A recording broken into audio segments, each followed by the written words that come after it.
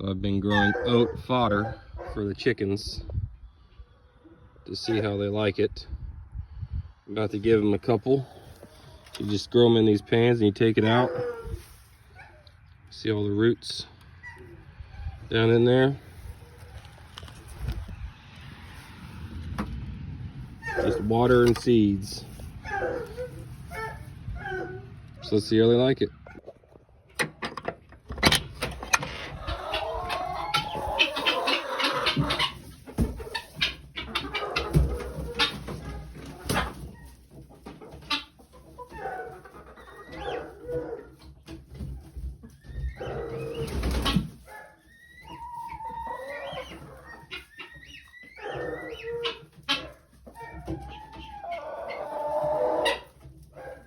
I think they like it.